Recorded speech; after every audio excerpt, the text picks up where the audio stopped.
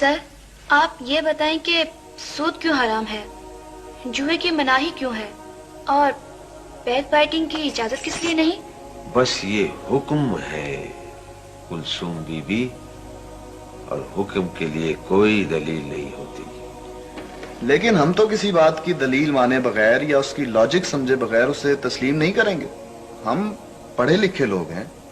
دیکھو، کسی کمرے میں تمہارے جیسے علوم جدیدہ کے ماہر اور اس شہر کے بڑے بڑے دانشور جمع اور بڑی باریک فلسفوں میں گفتگو کر رہے ہیں، اور ایک انجینئر ہانپتے کانپتے آئے اور کہے اٹھو بھاگو بھاگو یہ بلڈنگ گر جاتی ہے، تو سب اٹھ کر بھاگ جاؤ گے اور تم میں سے کوئی بھی دلیل یا ریزن نہیں مانگے گا۔ لیکن سر یہ تو ٹھیک ہے، مگر اگر کوئی ڈاکٹر دوا تجویز کر دے تو بلا حیل و حجت اسے استعمال کرنا شروع کر دے، کیونکہ وہ اس علم کا ماہر ہے، اس کے تقاضوں کو جانتا ہے۔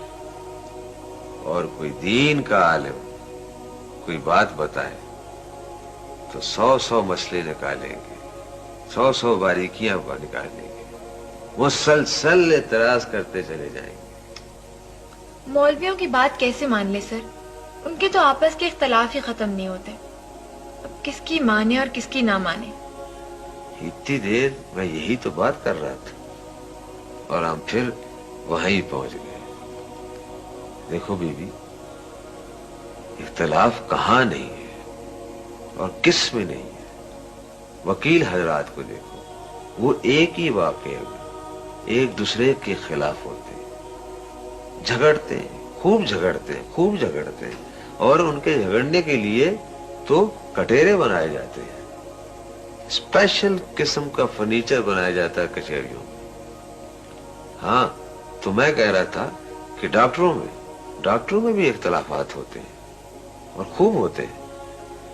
وہ یہی سوچتے رہتے ہیں کس کا علاج کرے اور کس کا نہ کرے، اور ان کے اختلافات کبھی ختم ہوتے ہی نہیں۔ یہ تو ہم نے کبھی سوچا ہی نہیں تھا سر۔ لیکن سر اس کی وجہ کیا ہے کہ ان کا جھگڑا اور اختلاف ہمیں اختلاف نہیں لگتا، اور ان کا لگتا ہے جو بڑی شدت کے ساتھ؟ ہاں، اس کی وجہ یہ ہے اپنا کلثوم۔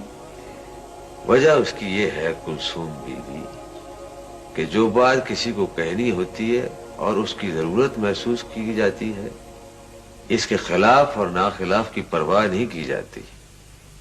دین کی چونکہ پرواہ نہیں اور اس کی قدر نہیں، اسی لیے ہیلے بہانے تلاش کیے جاتے ہیں۔ شاید اس کی وجہ یہ ہو سر کہ جان اور مال چونکہ زیادہ عزیز ہوتے ہیں اور لوگ ان کے… شاباش، کلثوم تو بڑی سوچنے والی لڑکی ہے۔ بات یہ ہے کلثوم کہ جس قدر مال اور جان عزیز ہوتے ہیں، اگر ایمان بھی ایسا ہی عزیز ہو تو علاج کی فکر کی جائے، پہلو بچانے کے لیے پھر کسی قسم کا بہانہ تلاش نہ کیا جائے۔